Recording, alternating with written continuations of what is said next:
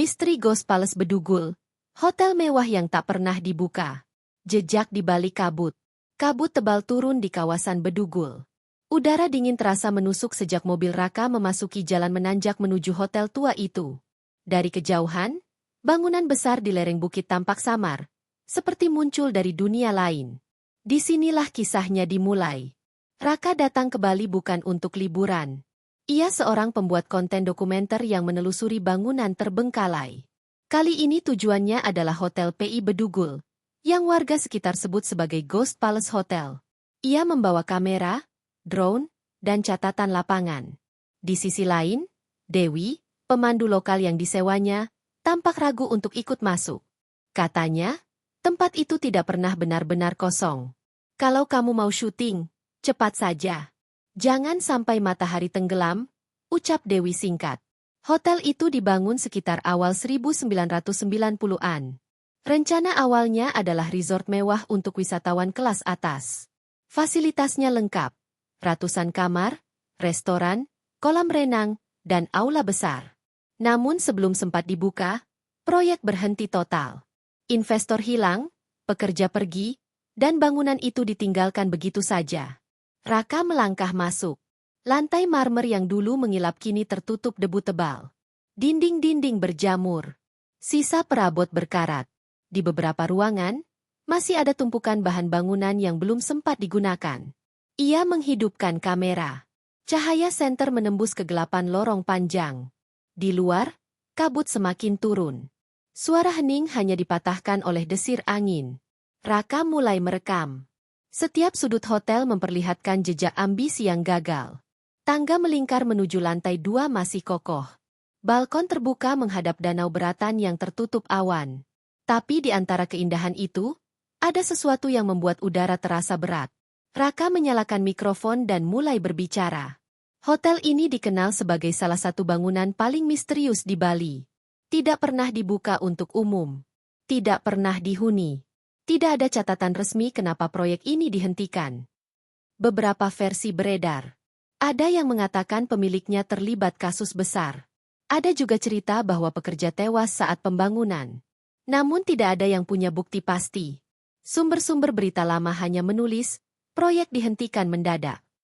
Saat Raka berjalan ke ruang tengah, Dewi memanggilnya dari luar. Jangan ke ruang bawah, ya. Banyak orang yang bilang di sana sering terdengar suara aneh. Namun rasa ingin tahu mengalahkan rasa takut. Ia menuruni tangga ke bawah tanah. Ruangan itu gelap total. Hanya ada suara air menetes dan aroma lembab yang menyengat. Saat cahaya senter menyapu dinding, Raka melihat sesuatu yang aneh. Ada tulisan samar di tembok, buka mata sebelum terlambat. Tulisan itu seolah ditulis tergesa-gesa. Catnya merah kecoklatan. Raka memotret dan merekam video. Saat ia melangkah mundur, terdengar bunyi benda jatuh dari arah lain. Ia menoleh cepat, tapi tidak ada siapapun. Dewi berteriak dari atas tangga. Raka, cepat keluar. Ia naik tergesa-gesa. Begitu sampai di luar, kabut makin pekat. Dewi tampak pucat. Kamu dengar barusan? Tanyanya. Raka menggeleng. Cuma suara barang jatuh. Dewi menatap ke arah hotel. Bukan. Itu bukan suara barang. Mereka meninggalkan tempat itu untuk sementara. Raka duduk di mobil, memutar hasil rekaman. Di antara suara langkahnya, terdengar samar seseorang berbisik. Kalimat yang sama seperti tulisan di dinding, buka mata sebelum terlambat. Malam itu mereka menginap di penginapan kecil di Bedugul. Raka menatap layar laptop, mencoba menenangkan diri. Tapi pikirannya terus memutar pertanyaan yang sama. Siapa yang menulis pesan itu, dan untuk siapa? Suara dari ruang bawah tanah. Pagi berikutnya, kabut belum sepenuhnya pergi dari Bedugul. Raka menyiapkan peralatannya lebih awal. Kamera, baterai cadangan, lampu kecil, dan alat perekam suara. Malam tadi, rekaman aneh dari ruang bawah tanah membuatnya tidak bisa tidur. Ia ingin memastikan apakah suara itu hanya gangguan mikrofon, atau sesuatu yang lain. Dewi datang membawa kopi panas. Ia menatap Raka dengan ragu. Kamu yakin mau ke sana lagi? Raka mengangguk. Kalau hanya setengah jalan, hasilnya tidak lengkap. Aku harus tahu apa yang sebenarnya ada di ruang bawah itu. Dewi menarik napas panjang. Ia tahu, rasa ingin tahu bisa lebih kuat dari rasa takut. Mereka berangkat saat matahari mulai menembus kabut. Jalan menuju hotel masih sepi. Pepohonan pinus di kanan kiri bergoyang tertiup angin. Bangunan besar itu muncul kembali di depan mereka, sunyi dan membisu. Begitu masuk, suasana langsung berubah. Bau lembab, debu yang beterbangan, dan suara angin menembus jendela pecah menciptakan gema aneh. Raka menyalakan alat perekam suara dan menempatkannya di ruang utama. Lalu ia turun kembali ke ruang bawah tanah, kali ini dengan senter kepala dan kamera yang terus menyala. Tangga menuju bawah tanah terasa lebih panjang dari kemarin. Setiap langkah menimbulkan gema. Dinding basah, lantai dingin, udara semakin berat. Saat tiba di dasar tangga, Raka melihat kembali tulisan di dinding. Buka mata sebelum terlambat. Ia mendekat, memotret lebih jelas. Tulisan itu ternyata bukan cat, melainkan bekas goresan di tembok semen. Warnanya kecoklatan, seolah berkarat. Dewi menunggu di atas, tapi suaranya terdengar dari jauh. Jangan terlalu lama, Raka. Ia menjawab singkat. Sebentar lagi. Raka memeriksa ruangan lain di bawah. Ada satu pintu besi berkarat di sisi kanan lorong. Ia menarik gagangnya, dan pintu terbuka dengan suara berdecit panjang. Di dalam, ruangan kecil tanpa jendela. Di lantainya ada beberapa peti kayu kosong. Di sudut, terlihat sebuah kursi tua yang sudah patah. Ia mengarahkan senter ke dinding belakang. Ada tanda goresan panjang seperti bekas kuku atau benda tajam. Ia merekam semuanya. Lalu terdengar suara langkah. Pelan, teratur, seolah seseorang berjalan di atasnya. Ia menengadah, mendengarkan dengan cermat. Langkah itu berhenti. Sunyi. Ia melanjutkan rekaman. Tapi kemudian, suara itu muncul lagi, kali ini lebih dekat. Seperti dari belakang ruangan. Raka menoleh cepat, tapi tidak ada siapapun. Ia menatap kamera. Detak jantungnya mulai cepat. Mungkin hanya hewan, gumamnya pelan. Tapi ia tahu, langkah itu terlalu berat untuk seekor tikus. Tiba-tiba alat perekam suara di tangannya menangkap bunyi rendah seperti dengungan. Lalu suara samar, hampir tak terdengar, seperti seseorang mengucapkan kata pelan, kembali. Raka membeku. Ia mundur perlahan. Siapa di sana? Tanyanya spontan. Tidak ada jawaban, hanya bunyi air menetes. Ia berlari ke arah tangga. Begitu mencapai permukaan, Dewi berdiri menunggu di depan pintu utama dengan wajah tegang. Kamu dengar itu? Tanyanya. Dengar apa? Tadi dari bawah, seperti ada orang bicara. Aku kira kamu memanggil. Raka menatap alat perekam di tangannya. Aku tidak bicara. Mereka keluar dari bangunan, duduk di tangga luar yang menghadap lembah. Angin dingin menerpa wajah. Dewi memeluk jaketnya erat. Tempat ini tidak ingin diganggu, katanya pelan. Raka memutar rekaman. Di antara desis angin dan langkahnya, suara itu muncul lagi. Kali ini lebih jelas, kembali sebelum malam. Nada suaranya datar, seperti peringatan. Raka dan Dewi saling berpandangan. Tidak ada penjelasan yang logis. Mereka memutuskan untuk pergi lebih cepat. Dalam perjalanan turun menuju mobil, Raka bertemu dengan seorang pria tua yang berjalan pelan di tepi jalan. Pria itu membawa tas kain dan mengenakan topi jerami. Ia berhenti dan menatap mereka. Kalian dari atas? Tanyanya. Raka mengangguk. Iya, dari hotel itu. Kami sedang membuat dokumenter. Pria tua itu tertawa kecil. Masih ada yang berani masuk rupanya. Banyak orang dulu kerja di sana. Tidak semuanya keluar hidup-hidup. Raka menatapnya serius. Maksud Bapak? Dulu waktu bangunan itu dikerjakan, ada longsor di sisi belakang. Beberapa pekerja hilang. Tidak ditemukan sampai sekarang. Setelah itu, proyek berhenti. Katanya tempat itu tidak bisa diselesaikan. Raka mencatat cepat di buku. Bapak tahu siapa pemiliknya dulu? Pria itu menggeleng. Orang besar dari Jakarta. Tapi setelah kejadian itu, semua berhenti. Pekerja dibayar separuh, lalu disuruh pulang. Raka mengucapkan terima kasih. lalu melanjutkan perjalanan. Dalam mobil, Dewi tampak gelisah. Kita tidak usah balik ke sana lagi. Cukup rekaman yang kamu punya. Tapi Raka belum puas. Suara dalam rekaman itu membuatnya semakin penasaran. Siapa yang berbicara di ruang bawah tanah? Kenapa selalu terdengar seperti peringatan? Ia merasa ada sesuatu yang lebih besar di balik bangunan itu. Mungkin bukan sekadar cerita hantu, tapi sejarah yang disembunyikan. Sore itu, Raka memutar ulang semua rekaman di laptop. Ia memperlambat suara, membersihkan gangguan, dan mendengarkan kata demi kata. Saat volume dinaikkan, ia mendengar tambahan suara lain di belakang kalimat, kembali sebelum malam. Ada suara lain yang lebih dalam, berat, dan tidak seperti manusia. Suara itu hanya satu kata, terjebak. Ia menatap layar lama, lalu memandang jendela kamar yang mengarah ke arah hotel di kejauhan.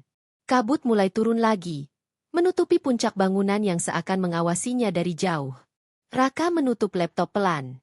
Aku harus kembali sekali lagi, katanya lirih. Dewi menatapnya, wajahnya tegang. Kalau kamu tetap pergi, aku tidak ikut. Raka hanya tersenyum tipis. Aku paham. Tapi kalau aku tidak kembali, semua ini akan tetap jadi misteri. Catatan pekerja yang hilang. Malam turun cepat di Bedugul. Kabut pekat menggantung di udara seperti tirai tebal yang menutup jalan. Raka duduk sendirian di penginapan, menatap layar laptop yang menampilkan hasil analisis suara.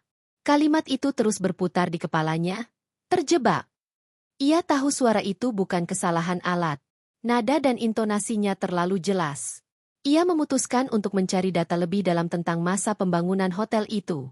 Ia menelusuri arsip lama, berita surat kabar, dan forum daring. Setelah beberapa jam, ia menemukan potongan berita tahun 1997. Judulnya, Proyek Hotel Mewah di Bedugul dihentikan, 2 pekerja hilang. Berita itu singkat, hanya menyebutkan bahwa 2 pekerja dinyatakan hilang saat terjadi longsor di sisi timur area pembangunan. Tidak ada tindak lanjut, tidak ada laporan pencarian. Seperti semua orang melupakan kejadian itu begitu saja. Keesokan harinya, Raka kembali ke hotel dengan membawa catatan dan kamera baru. Dewi tidak ikut. Ia hanya menatap Raka dari teras penginapan dan berkata, "Kalau kamu tidak kembali sebelum sore, jangan lanjutkan. Biarkan saja." Raka tersenyum singkat dan melangkah pergi.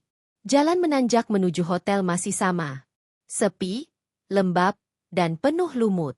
Kali ini ia memilih jalur belakang bangunan, arah timur, lokasi yang disebut dalam berita lama itu. Area itu ditumbuhi semak tinggi dan pepohonan. Dari sisa pondasi yang tak selesai, terlihat bekas longsoran lama. Tanahnya tidak rata. Saat Raka menggali sedikit dengan tongkat kamera, ia menemukan potongan papan kayu dan pecahan logam. Di bawahnya, ada sesuatu yang membuatnya berhenti. Sebuah buku kecil berdebu, terbungkus plastik tipis yang sudah sobek. Ia membuka perlahan.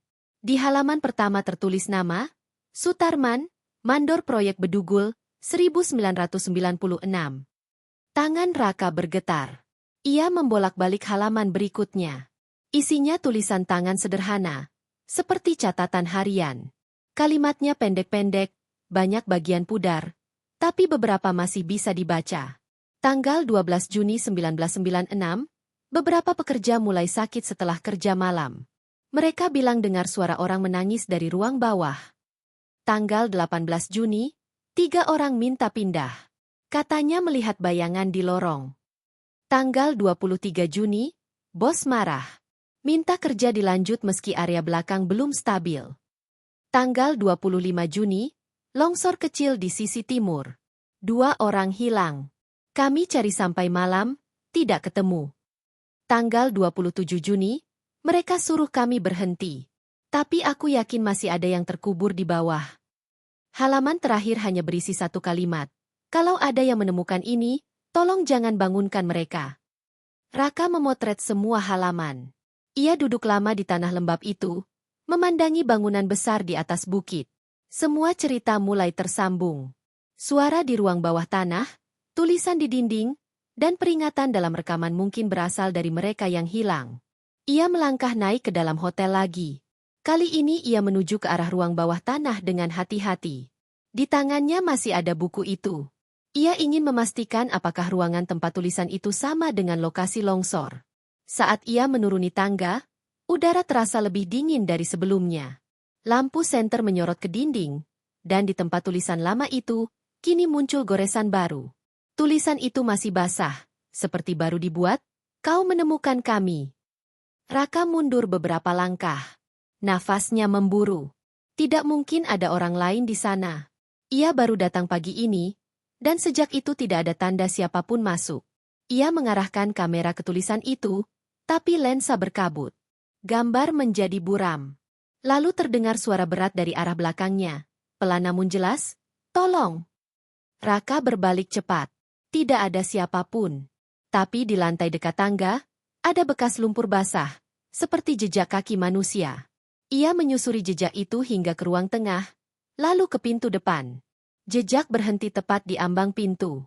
Setelah itu hilang. Ia keluar sambil terengah. Matahari masih tinggi, tapi suhu di sekitar hotel terasa menurun drastis. Ia memutuskan berhenti sejenak di luar dan membaca ulang catatan harian itu. Di bagian belakang buku, tersembunyi selembar kertas lepas. Tulisan berbeda, seolah ditulis oleh orang lain.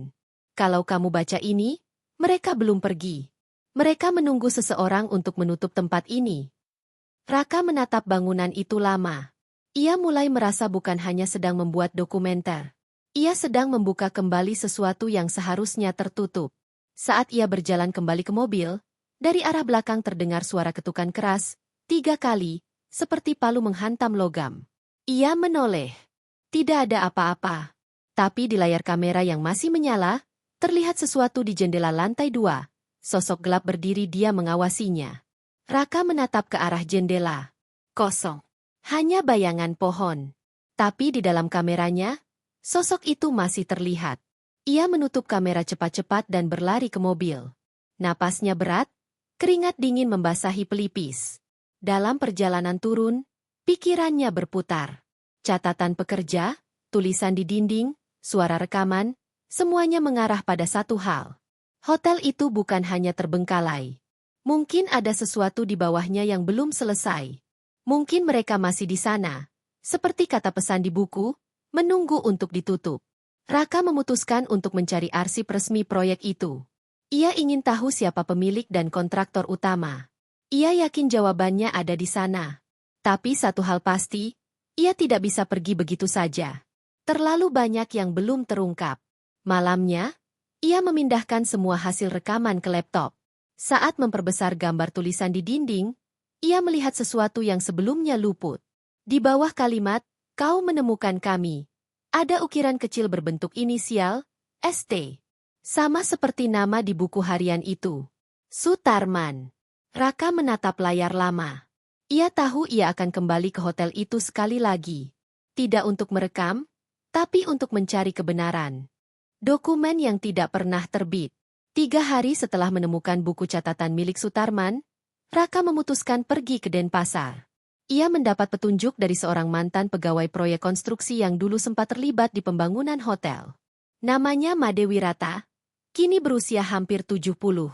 Orangnya tenang, berbicara pelan, dan masih ingat jelas masa-masa itu. Mereka bertemu di sebuah warung kopi di daerah Tabanan. Raka menyalakan perekam suara kecil di meja.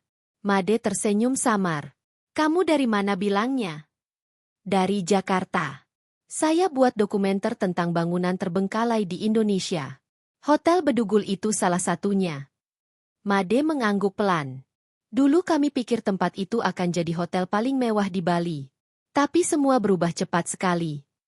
Raka membuka buku catatan Sutarman dan memperlihatkan halaman terakhir. "Bapak kenal tulisan ini?"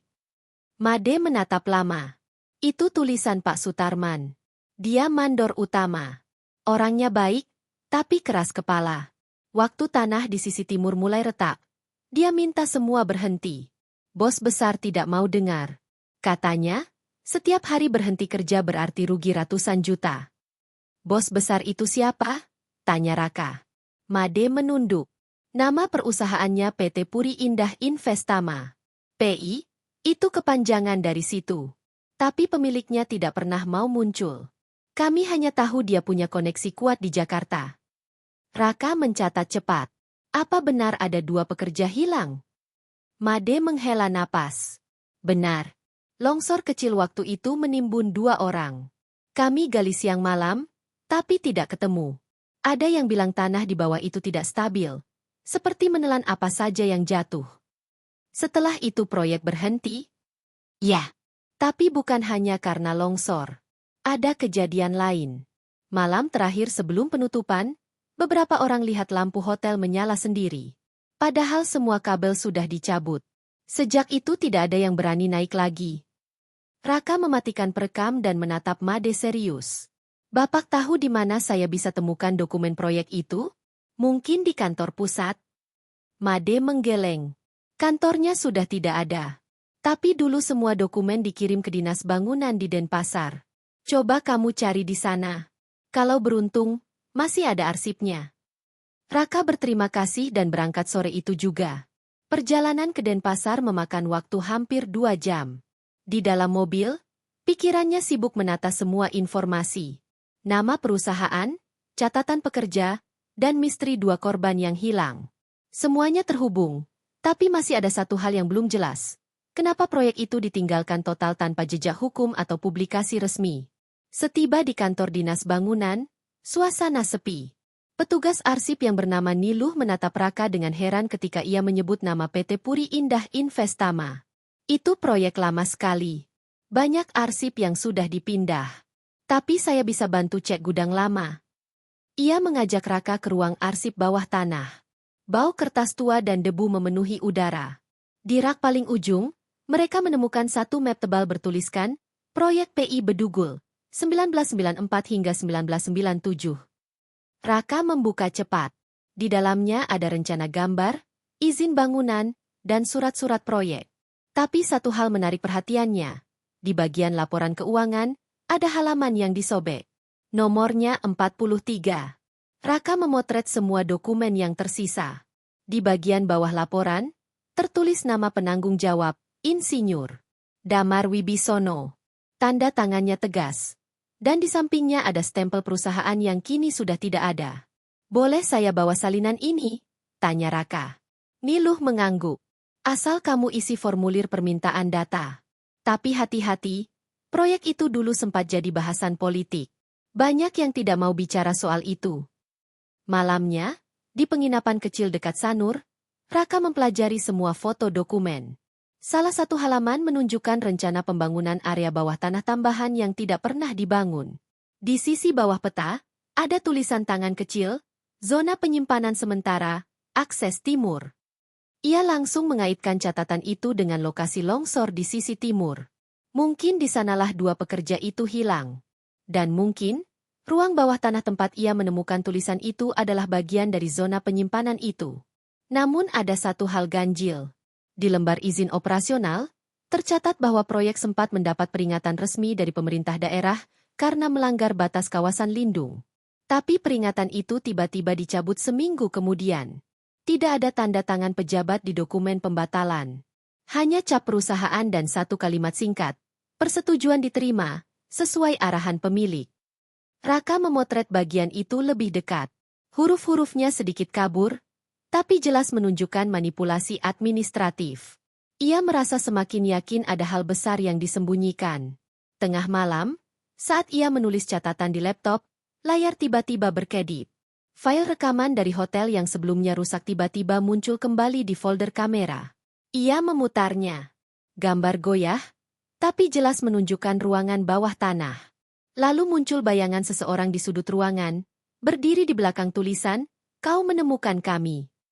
Sosok itu mengenakan helm proyek dan rompi kerja. Tapi wajahnya tidak terlihat. Dalam beberapa detik, gambar menjadi gelap. Lalu terdengar suara berat yang sama seperti sebelumnya, "Tutup tempat ini." Raka menghentikan video, lalu memutar ulang beberapa kali. Tidak ada yang berubah.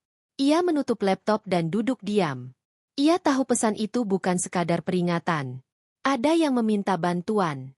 Keesokan paginya, Raka kembali ke Bedugul. Ia membawa salinan dokumen, buku Sutarman, dan peralatan rekam lengkap. Tujuannya satu, mencari ruang penyimpanan bawah tanah yang disebut dalam peta proyek. Ia ingin menemukan bukti fisik bahwa ada korban yang tidak pernah dicatat. Dewi menunggu di penginapan. Ketika melihat Raka datang dengan ransel besar, ia tahu niatnya tidak bisa dibendung. "Kalau kamu tetap pergi, aku temani sampai gerbang saja," katanya. Raka tersenyum singkat. Itu sudah cukup. Mereka berangkat pagi buta. Jalanan masih diselimuti kabut. Begitu sampai di depan hotel, Dewi berhenti. "Aku tunggu di bawah. Jangan lama." Raka berjalan naik sendiri. Setiap langkah terasa berat, seolah tanah di sekitar hotel menolak kedatangannya.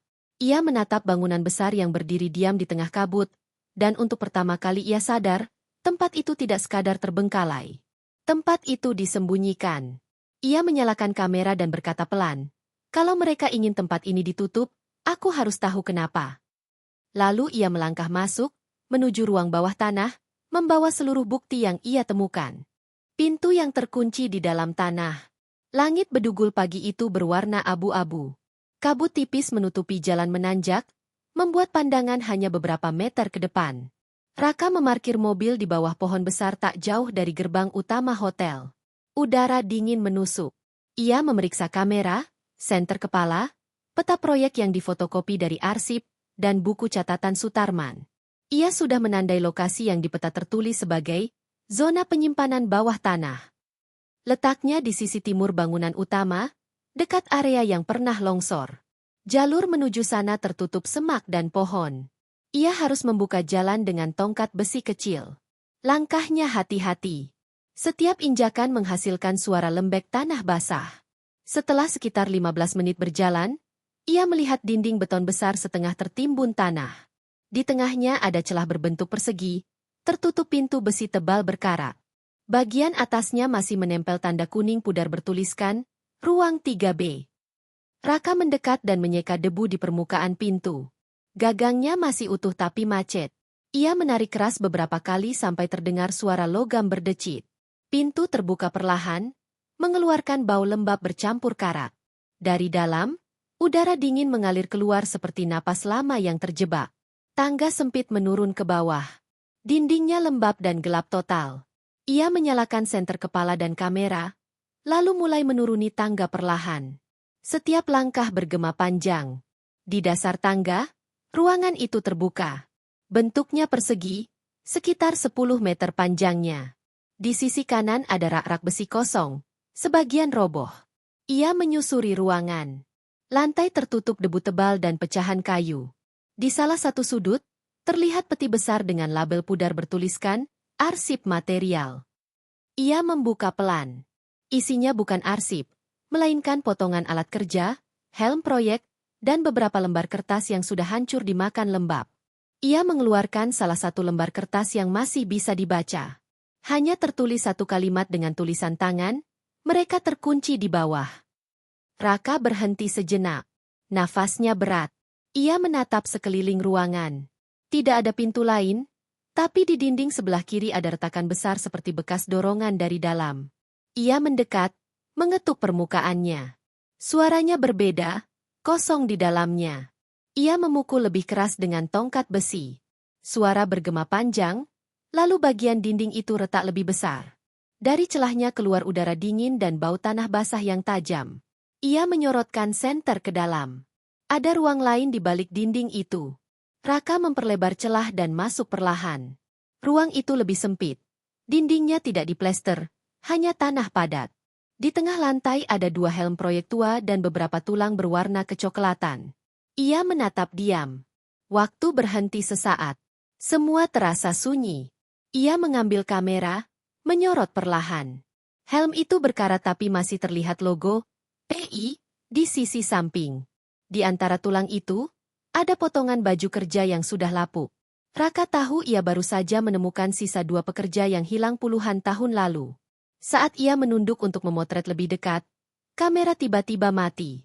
Ia mencoba menyalakannya lagi, tapi gagal.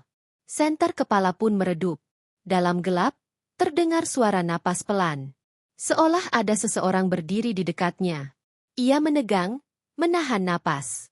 Suara itu pelan tapi jelas. Terima kasih. Raka mundur cepat, menyalakan senter cadangan. Tidak ada siapapun. Tapi helm yang tadi di lantai kini bergeser sedikit, menghadap ke arahnya. Ia merasakan bulu kuduknya berdiri. Ia menunduk, berbicara pelan. Aku akan pastikan kalian ditemukan. Begitu ia berkata begitu, senter kembali terang. Kamera menyala otomatis, dan layar menampilkan gambar ruangan yang baru saja ia lihat. Hanya saja, kali ini di pojok ruangan terlihat dua sosok samar memakai pakaian kerja, berdiri diam. Raka melangkah mundur, lalu keluar ke ruangan utama. Ia menutup pintu besi di belakangnya, menandai lokasi itu dengan pita merah. Tangannya gemetar. Ia tahu penemuan itu bukan hal kecil. Ia baru saja menemukan bukti bahwa dua pekerja benar-benar terkubur di bawah hotel. Saat keluar dari lorong menuju udara terbuka, ia melihat kabut makin tebal. Suara angin berdesir di antara pepohonan. Tapi di tengah suara angin itu, terdengar samar suara pria berbisik. Sudah cukup. Raka berjalan cepat menuju mobil. Di tengah jalan, ia melihat Dewi berdiri menunggunya di dekat gerbang. Wajahnya pucat. Aku dengar suara dari atas, katanya. Seperti ada orang bicara. Raka tidak menjawab. Ia membuka kamera dan memperlihatkan foto ruangan tadi. Dewi menatap layar lama, lalu menutup mulutnya. Itu, tulang manusia. Raka mengangguk pelan. Mereka yang hilang. Mereka meninggalkan tempat itu dalam diam. Di mobil, Raka menulis catatan cepat. Lokasi temuan, sisi timur, ruang bawah tanah 3B. Bukti fisik, tulang, helm proyek, potongan pakaian, tulisan, mereka terkunci di bawah. Suara terekam, terima kasih, dan sudah cukup. Kamera sempat mati total, lalu menyala sendiri. Sesampainya di penginapan, Raka menyalin semua rekaman ke laptop dan membuat laporan digital. Ia berencana menyerahkan temuan itu ke pihak berwenang agar dilakukan penyelidikan resmi. Tapi malamnya, sebelum ia sempat mengirim data, file video dari kamera tiba-tiba hilang satu persatu. Hanya tersisa satu rekaman terakhir, gambar pintu besi dengan tulisan, Ruang 3B, dan suara seseorang berkata pelan, tinggalkan kami dalam damai. Raka duduk lama menatap layar. Ia tidak bisa menjelaskan apa yang terjadi. Tapi ia tahu satu hal, hotel itu akhirnya memberi jawabannya sendiri. Keesokan paginya, ia dan Dewi meninggalkan Bedugul. Dari kejauhan, bangunan besar itu berdiri diam di tengah kabut, seperti tidak pernah berubah. Tapi bagi Raka, tempat itu tidak lagi hanya sekadar hotel kosong. Itu adalah makam besar yang menyimpan rahasia masa lalu. Ia berjanji akan menulis laporan lengkap, tapi bukan untuk menakuti. Ia ingin cerita itu diketahui agar orang tahu apa yang benar-benar terjadi di balik proyek mewah yang gagal. Karena di bawah kemegahan yang tidak pernah selesai, ada nyawa yang terjebak dan akhirnya ditemukan. Kebenaran yang hilang dari arsip. Pagi berikutnya, udara Bedugul terasa lebih berat dari biasanya. Raka duduk di teras penginapan, memandangi kabut yang menutupi danau di kejauhan. Di tangannya, laptop menyala dengan layar kosong. Semua file hasil penyelidikan hilang. Ia sudah memeriksa ulang memori kamera, kartu cadangan, hingga penyimpanan awan. Tidak ada satupun yang tersisa. Dewi duduk di sebelahnya membawa 2 cangkir kopi panas. Kamu yakin sudah dicadangkan? Tanyanya pelan. Raka mengangguk. Sudah. Bahkan ada 2 salinan. Tapi semuanya terhapus. Seolah tidak pernah direkam. Mereka terdiam. Suara jangkrik terdengar samar dari balik kabut. Di kejauhan, menara hotel tampak redup, seperti bayangan besar yang terus mengawasi. Raka memutuskan satu hal. Ia akan mencari arsip asli proyek Hotel PI Bedugul di Denpasar. Ia tahu, kebenaran tidak hanya terkubur di bawah tanah. Sebagian pasti tersimpan di catatan resmi. Ia ingin membuktikan bahwa kisah 2 pekerja itu bukan hanya legenda. Perjalanan ke Denpasar memakan waktu hampir 2 jam. Mereka berhenti di kantor lama Dinas Pekerjaan Umum yang dulu menangani izin proyek itu. Gedungnya tidak besar, tapi penuh tumpukan map dan lemari logam tua. Raka memperkenalkan diri sebagai peneliti independen yang menelusuri sejarah proyek terbengkalai. Petugas arsip, seorang pria paruh baya bernama Wayan, membantunya mencari. Hotel itu memang aneh, kata Wayan sambil membuka map tebal. Pembangunannya tiba-tiba berhenti. Tidak ada laporan resmi penutupan proyek. Semua berakhir begitu saja. Setelah hampir 1 jam mencari, Wayan menemukan map bertuliskan, Proyek PI Resort Spa, Bedugul, 1997. Di dalamnya terdapat foto lokasi, denah bangunan, daftar pekerja, dan beberapa surat internal. Raka membaca pelan setiap halaman. Ada satu surat yang menarik perhatiannya. Surat itu ditandatangani oleh seorang insinyur lapangan bernama Sutarman. Orang yang namanya sama dengan buku catatan yang Raka temukan di hotel. Isi surat itu singkat. Terjadi insiden di area timur. 2 pekerja hilang saat penggalian. Mohon izin menghentikan sementara pekerjaan di sektor bawah tanah, hingga situasi aman. Namun di bawah surat itu, ada cap merah bertuliskan, ditolak. Raka menatap Dewi. Ini bukti bahwa mereka tahu ada korban. Tapi tetap melanjutkan pembangunan. Ia terus membalik halaman. Di antara tumpukan kertas, ia menemukan laporan tambahan berjudul, Laporan Keamanan Fase 2. Di dalamnya tertulis nama Sutarman sebagai penulis, tapi bagian bawahnya ada tanda tangan yang disalin berbeda. Gaya tulisannya tidak sama. Sepertinya laporan ini dipalsukan, katanya. Wayan mengangguk pelan. Saya pernah dengar rumor. Setelah 2 pekerja hilang, proyek ini sempat disegel. Tapi ada tekanan dari pihak atas agar terus berjalan. Mereka bahkan menambah pekerja baru tanpa izin. Raka mengambil foto salinan dokumen itu dengan ponselnya. Kali ini, ia memastikan tersimpan di 2 perangkat berbeda. Ia tidak mau kehilangan lagi. Sebelum pergi, Wayan memanggilnya. Kalau kamu serius menelusuri kasus ini, pergilah ke rumah keluarga Sutarman di Tabanan. Dulu dia tinggal di sana sebelum menghilang. Sore itu mereka berangkat ke Tabanan. Jalan berkelok di antara perkebunan kopi dan sawah membuat perjalanan terasa panjang. Rumah Sutarman terletak di pinggir jalan kecil. Bangunannya tua tapi masih terawat.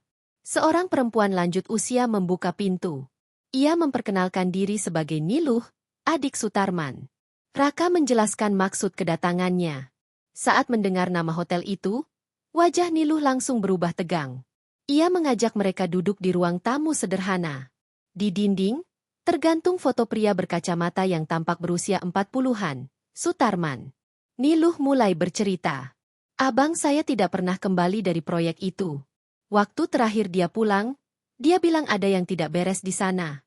Katanya, para pekerja takut menggali lebih dalam karena sering dengar suara orang dari bawah tanah. Tapi atasan menyuruh lanjut. 2 hari kemudian, abang saya hilang. Raka menatapnya serius. Ada laporan resmi? Tidak ada. Mereka bilang abang saya pindah tugas. Tapi saya tahu itu bohong. Sejak itu tidak ada kabar. Semua dokumen proyek juga diambil orang dari perusahaan. Niluh masuk ke kamar, lalu kembali membawa kotak kayu kecil. Ini yang tersisa, katanya. Di dalamnya ada beberapa lembar kertas dan buku catatan kecil. Halaman pertama berisi catatan harian singkat. Tanggal 8 Mei 1997. 2 pekerja terjebak di ruang bawah tanah. Kami tidak bisa menyelamatkan mereka. Atasan menyuruh kami menutup area itu. Saya menolak, tapi mereka mengancam akan memecat semua pekerja. Saya rasa ini akan berakhir buruk. Raka membaca perlahan hingga halaman terakhir. Tulisan terakhir berbunyi, jika saya tidak kembali, tolong sampaikan bahwa mereka masih di bawah sana. Ia menutup buku itu perlahan. Semua mulai masuk akal. Raka akhirnya tahu, Sutarman adalah saksi sekaligus korban dari proyek yang disembunyikan. Sebelum pergi, Niluh berpesan, kalau kamu mau membuka kebenaran, lakukan dengan hati-hati. Banyak orang masih tidak ingin nama itu disebut lagi. Malamnya, Raka dan Dewi kembali ke penginapan. Ia menyalin semua foto dokumen dan catatan ke laptop, lalu menulis laporan baru. 2 pekerja hilang resmi tercatat di laporan insinyur lapangan. Surat penghentian proyek ditolak. Laporan berikutnya diduga dipalsukan. Insinyur Sutarman hilang setelah insiden, kemungkinan besar korban berikutnya. Dokumen asli masih disimpan di arsip dinas PU Denpasar. Raka tahu langkah berikutnya adalah menyebarkan temuan ini. Ia berencana menulis laporan publik dan mengirimkannya ke media lokal. Namun, sebelum ia sempat mengirim, laptopnya tiba-tiba restart sendiri. Saat menyala kembali, file yang baru ia tulis hilang. Ia terdiam lama, menatap layar kosong. Seolah seseorang tidak mau kebenaran ini keluar, katanya pelan. Dewi menatapnya khawatir. Mungkin kita harus berhenti dulu. Tapi Raka tidak menyerah. Ia menulis ulang semuanya di buku catatan fisik. Ia sadar, data digital bisa hilang, tapi tulisan tangan tidak mudah dihapus. Ia bertekad membawa salinan catatan itu langsung ke media keesokan harinya. Di luar, kabut kembali turun menutupi danau. Dari kejauhan, bangunan besar Hotel PI terlihat samar di antara pepohonan. Raka menatapnya lama dari jendela. Ia berbisik pelan, "Aku tahu kalian ingin ditemukan." Namun malam itu, sebelum ia sempat tidur, ponselnya bergetar. Ada pesan masuk dari nomor tak dikenal. Isinya hanya satu kalimat, "Berhenti menggali, atau kamu akan menyusul mereka." Raka menggenggam ponsel erat. Ia tahu ancaman itu nyata. Tapi ia juga tahu, berhenti bukan pilihan. Ia telah memegang terlalu banyak bukti untuk diam. Ancaman dari masa lalu. Malam di Bedugul terasa lebih gelap dari biasanya. Angin dingin menerobos celah jendela penginapan, membuat tirai bergerak pelan. Raka duduk di depan meja kecil, memandangi buku catatan terbuka di depannya. Tulisan tangannya penuh dengan garis dan simbol tanda silang, menandai bagian yang belum selesai. Di sebelahnya, ponsel masih menyala dengan pesan ancaman yang belum ia hapus. Dewi tertidur di ranjang dengan lampu kecil menyala. Raka belum bisa tidur. Kepalanya penuh dengan potongan peristiwa. Pintu besi, tulang di bawah tanah, arsip yang hilang, dan surat Sutarman yang ditolak. Semua mengarah pada satu hal. Seseorang tidak ingin rahasia itu dibuka. Ia menulis di halaman baru, "Jika aku tidak sempat mengirim laporan ini, catatan ini harus diteruskan. Ada yang masih hidup dan menutupi semuanya." Pukul 2 dini hari, suara ketukan terdengar dari pintu kamar. 3 kali, pelan, beri Rama. Raka mendongak cepat. Ia menatap jam, pukul 2.13. Ia berjalan ke pintu, menempelkan telinga, tapi tidak mendengar apa-apa lagi. Saat ia membuka sedikit, tidak ada siapapun di luar. Hanya kabut dan suara serangga. Ia menutup pintu lagi, tapi matanya menangkap sesuatu di lantai. Secari kertas putih tergelincir di bawah pintu. Ia mengambilnya. Tulisan di kertas itu dengan tinta hitam, "Jangan bawa nama Sutarman. Dia sudah selesai." Tangannya gemetar. Ia memandang ke arah Dewi, masih tertidur. Ia merobek kertas itu dan membuangnya ke tong sampah. Tapi matanya tak bisa lepas dari bayangan luar jendela. Sekilas, ia melihat siluet seseorang berdiri di antara kabut. Pagi datang lambat. Dewi bangun dan langsung tahu sesuatu tidak beres dari wajah Raka. Ia mendengarkan cerita tentang ketukan pintu dan kertas itu. "Kita harus pergi dari sini," katanya tegas. Namun Raka menolak. "Kita sudah sejauh ini. Kalau kita berhenti sekarang, semua yang mereka sembunyikan akan tetap hilang." Mereka sepakat untuk turun ke kota pagi itu juga. Tujuan mereka adalah kantor media lokal di Singaraja. Raka ingin menyerahkan salinan catatan dan foto dokumen yang masih tersisa. Ia percaya, jika publik tahu, ancaman itu tidak akan punya kuasa lagi. Dalam perjalanan, mobil mereka melintasi jalan berkelok di tepi danau. Kabut mulai menipis, tapi suasana tetap sunyi. Di tikungan kedua, Raka merasakan sesuatu aneh. Lampu indikator oli menyala merah padahal mobil baru diservis. Tak lama kemudian, mesin bergetar dan berhenti total. Ia keluar, membuka kap mesin. Uap panas keluar dari radiator. Tapi yang membuatnya kaget adalah potongan kabel yang seperti digunting rapi. Dewi ikut keluar. "Ada yang memotongnya?" tanya Dewi. Raka mengangguk. "Seseorang tahu kita akan ke kota." Mereka menunggu lebih dari 1 jam sampai seorang pengendara pick-up lewat dan membantu menarik mobil ke bengkel terdekat. Saat montir memeriksa, ia berkata singkat, "Kabel ini tidak rusak alami. Dipotong bersih." Sore hari mereka sampai di Singaraja dengan mobil pinjaman. Kantor media yang dituju berada di sebuah ruko 2 lantai. Pemimpin redaksinya, seorang pria bernama Adi, menerima mereka di ruang kecil penuh koran lama. Raka menyerahkan buku catatan dan foto digital dari ponsel. Adi membaca cepat beberapa halaman. Kalau ini benar, katanya, ini bisa jadi berita besar. Tapi kamu sadar risikonya. Raka mengangguk. Saya sudah terancam. Tapi lebih baik kebenaran keluar. Adi berjanji meninjau ulang dan memverifikasi semua dokumen. Ia meminta waktu 2 hari. Raka dan Dewi menginap di rumah tamu kecil di pinggir kota sambil menunggu kabar. Malam pertama berlalu tanpa gangguan. Namun pada malam kedua, situasi berubah. Sekitar pukul 11, listrik di seluruh area padam. Raka menyalakan senter ponsel dan berjalan keluar kamar. Dari kejauhan, ia melihat seseorang berdiri di halaman penginapan, menatap ke arah jendela mereka. Sosok itu diam, tidak bergerak. Saat Raka menyorotkan senter, sosok itu berbalik dan berjalan cepat menuju jalan utama. Raka mengejarnya beberapa meter, tapi ia lenyap di tikungan. Di tanah, tertinggal kunci mobil kecil berlogo perusahaan konstruksi lama, PI Development. Ia membawa kunci itu ke kamar dan menunjukkannya ke Dewi. Mereka masih mengawasi kita, katanya pelan. Keesokan paginya, Raka menerima kabar dari Adi.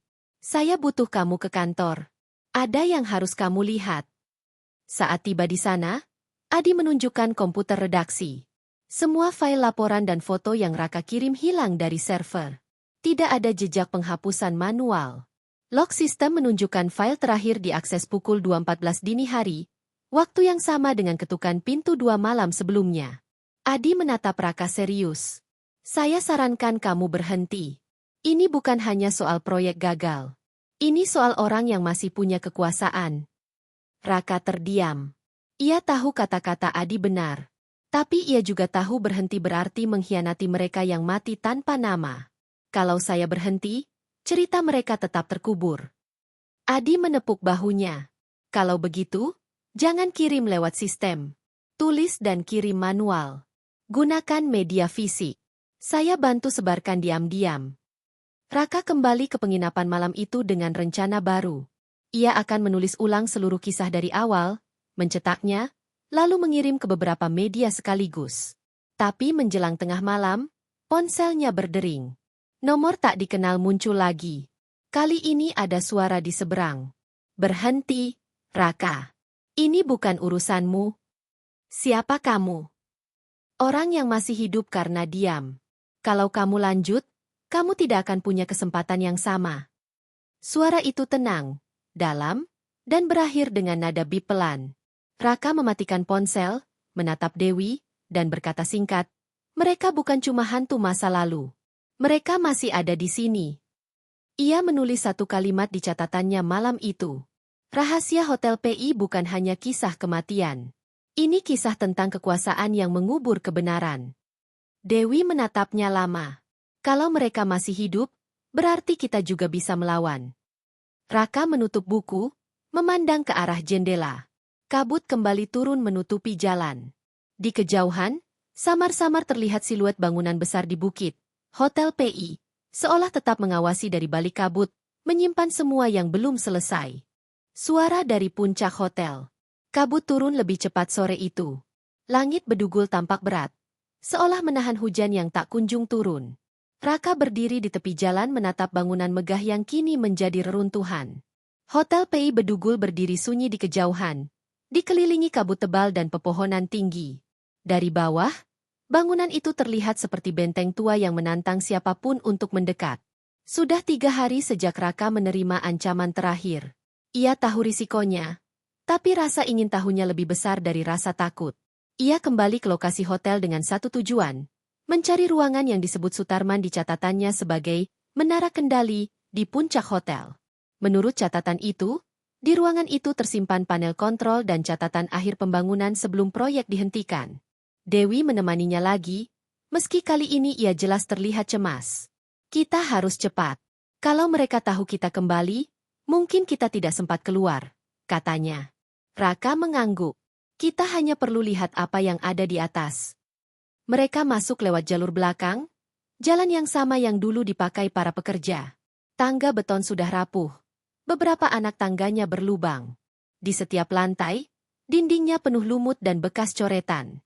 Udara di dalam dingin dan lembab. Lantai pertama masih menyisakan meja resepsionis kayu yang hampir hancur. Di lantai 2 dan 3, kamar-kamar hotel terbuka dengan ranjang berkarat dan tirai sobek. Setiap langkah memunculkan suara kayu retak. Burung hantu melintas di atas kepala. Saat mereka tiba di lantai 4, suasana terasa berbeda. Udara lebih dingin dan berat. Raka menyorot senter ke dinding. Ada tulisan besar dengan cat merah pudar, "Jangan ke atas." Tulisan itu seperti peringatan yang dibuat dengan tergesa. Raka menatap Dewi. "Kita harus ke atas." Itu artinya sesuatu memang disembunyikan di sana. Tangga terakhir menuju puncak sempit dan berdebu. Saat mereka tiba di lantai paling atas, ruangan itu lebih besar dari yang diperkirakan. Dinding kaca di sisi barat sebagian pecah, memperlihatkan pemandangan danau yang tertutup kabut. Di tengah ruangan, berdiri panel logam besar dengan tombol-tombol rusak. Di sebelahnya, meja panjang penuh kertas berserakan. Raka berjalan mendekat. Di antara tumpukan kertas itu, ada map tebal bertuliskan, "Laporan akhir Sutarman." Ia membuka pelan. Di dalamnya terdapat beberapa halaman laporan teknis, tapi yang menarik perhatian adalah catatan tangan di bagian akhir. Tanggal 12 Mei 1997. Pekerjaan di bawah tanah dihentikan secara paksa. Atasan memerintahkan penghentian semua dokumentasi. Saya menolak menandatangani laporan palsu. Mereka mengancam akan menutup proyek dan menyingkirkan saya. Tulisan berikutnya lebih terburu-buru. Jika seseorang membaca ini, berarti mereka gagal menghapus semuanya. Kebenaran ada di bawah menara. Raka menatap Dewi. Bukan ruang bawah tanah di timur, tapi langsung di bawah menara ini. Ia memeriksa lantai dan menemukan pelat logam besar di tengah ruangan. Di sudutnya ada engsel dan gagang besi tua. Ia menarik keras, dan pelat itu terbuka sedikit. Udara dingin keluar dari bawah, membawa bau tanah dan logam. Saat menyorot ke dalam, terlihat tangga spiral menurun ke ruang sempit. Mereka turun perlahan. Dinding tangga tertutup kabel tua dan pipa besi. Di dasar tangga, ruangan kecil terbuka. Isinya hanya satu meja logam, satu kursi, dan beberapa lemari besi. Di salah satu lemari tertulis, "Dokumen internal rahasia." Raka membuka lemari itu. Di dalamnya ada tumpukan kaset video dan beberapa amplop besar berisi foto-foto hitam putih. Ia mengambil satu kaset dan melihat labelnya, "Rekaman Area Timur Mei 1997." Ia membawa kaset itu ke atas dan mencari alat pemutar di panel lama. Setelah beberapa kali mencoba, salah satu layar kecil di panel menyala. Gambar bergetar, tapi masih terlihat jelas. Beberapa pria mengenakan seragam proyek muncul di layar, termasuk Sutarman. Mereka tampak berdiskusi dengan wajah tegang. Di belakang mereka, terlihat gundukan tanah besar dan dua alat berat berhenti. Raka menatap layar tanpa berkedip. Dalam video itu, terdengar suara Sutarman berkata, "Kita harus berhenti. Mereka masih di bawah." Seorang pria lain menjawab kasar, "Tidak ada lagi yang bisa diselamatkan. Tutup saja." Kemudian gambar berguncang. Kamera terjatuh, dan layar menampilkan tanah yang bergeser cepat seperti longsor.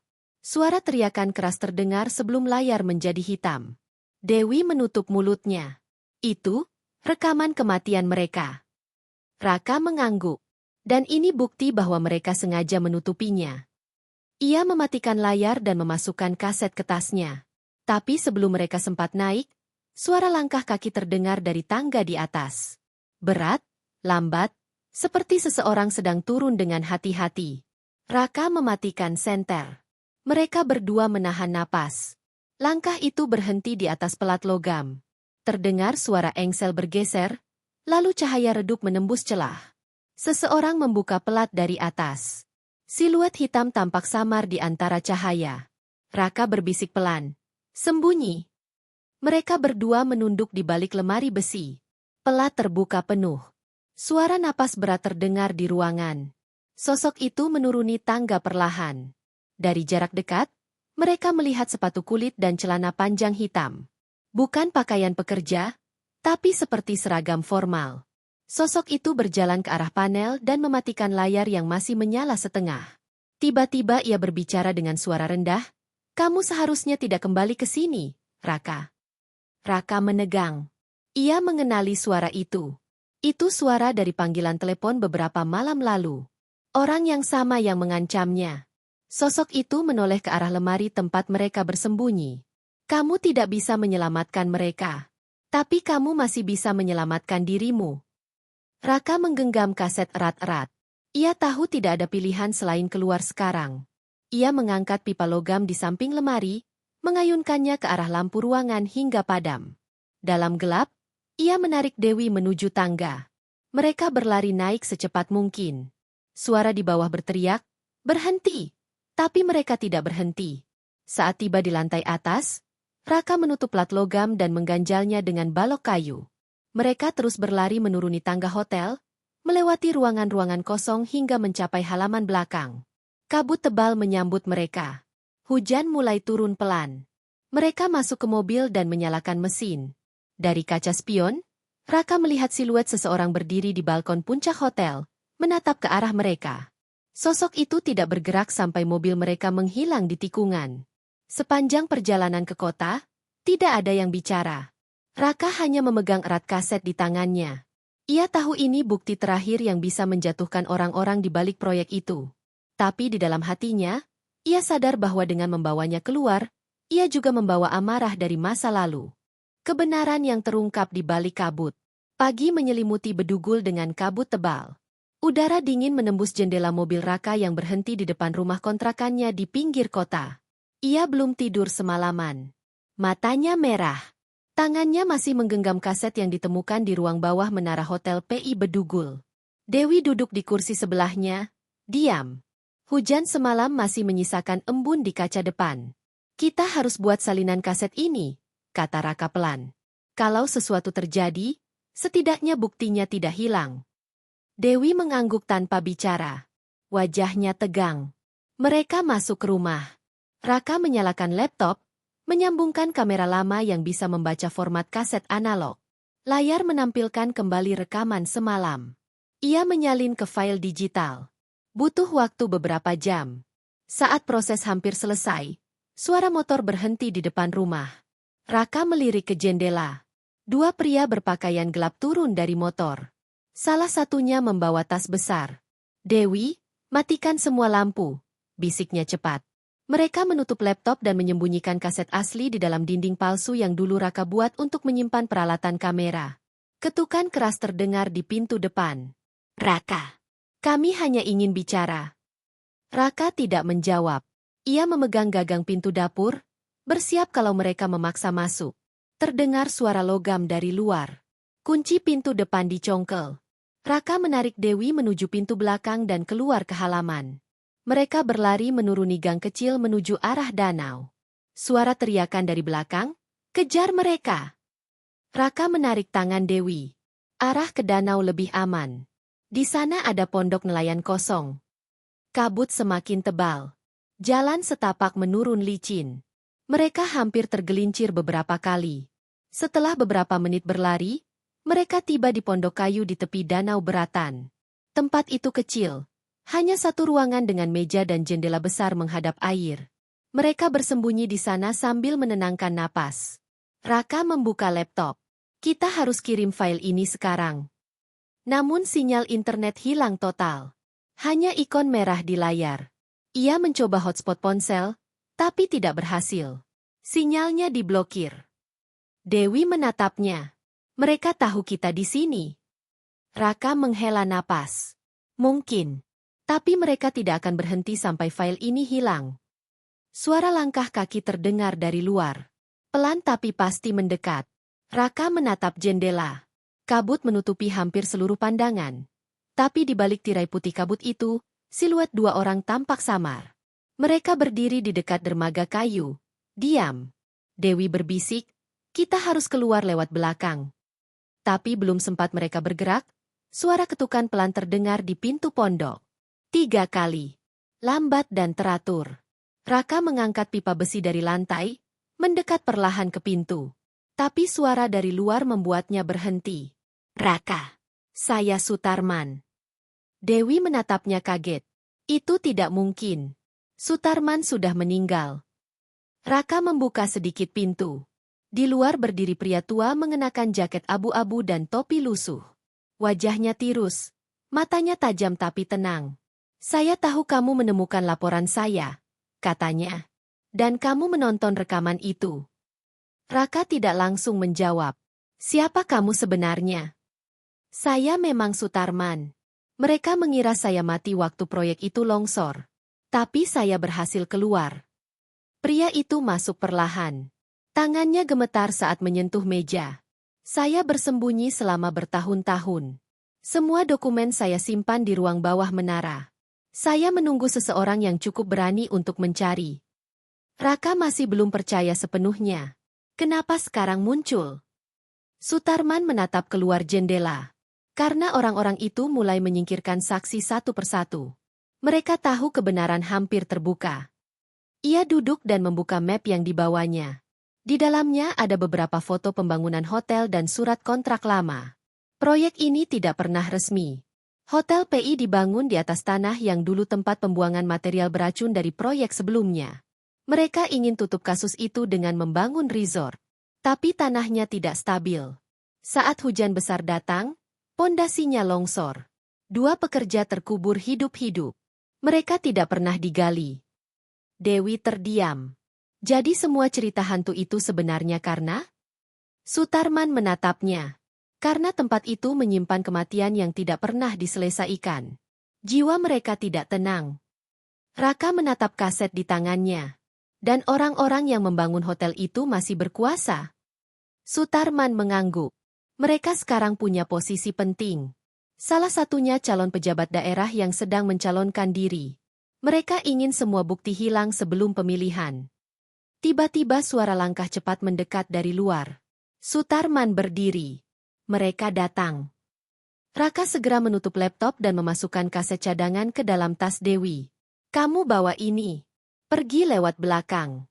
Aku tahan mereka. Dewi menolak. Kamu akan tertangkap. Tapi kalau file ini sampai keluar, mereka tidak bisa menutupinya lagi. Dewi menatapnya beberapa detik, lalu berlari keluar lewat jendela belakang. Pintu pondok terbuka keras. Dua pria berpakaian hitam masuk dengan senjata di tangan. Raka berdiri menghadang. Sutarman berusaha mundur, tapi salah satu dari mereka mendorongnya ke dinding. Mana kaset itu? Raka tidak menjawab. Pria pertama meninju perutnya, membuat Raka terjatuh. Mereka menggeledah tasnya, tapi hanya menemukan laptop kosong. Saat mereka sibuk, Sutarman mengambil kesempatan memukul salah satu dengan batang kayu. Raka segera menendang kaki pria lain dan menarik Sutarman keluar pondok.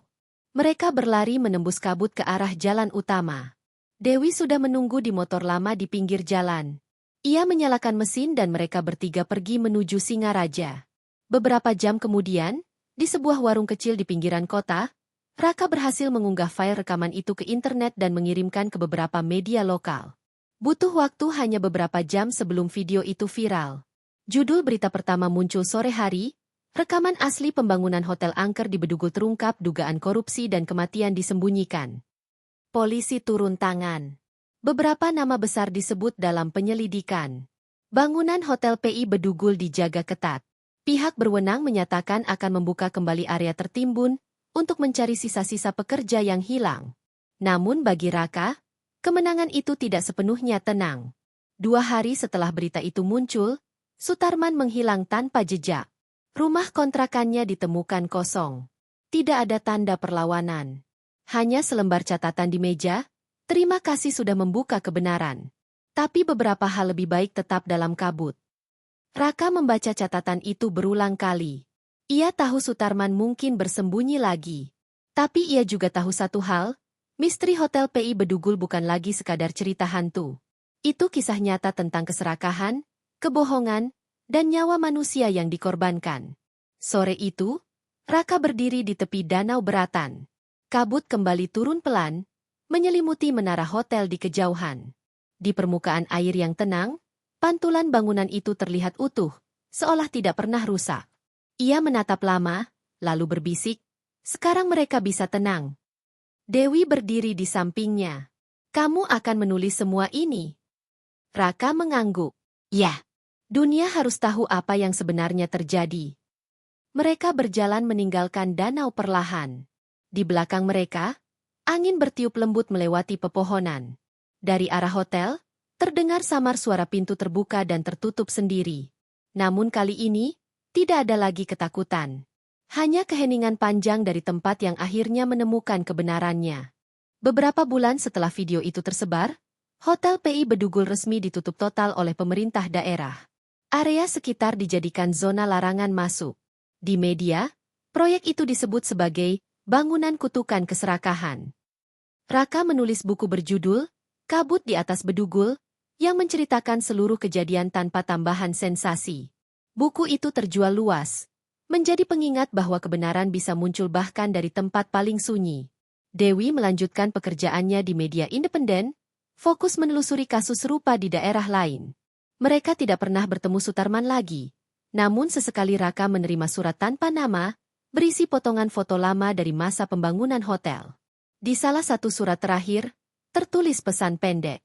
Selama ada yang berani melihat ke balik kabut, kebenaran tidak akan pernah benar-benar hilang.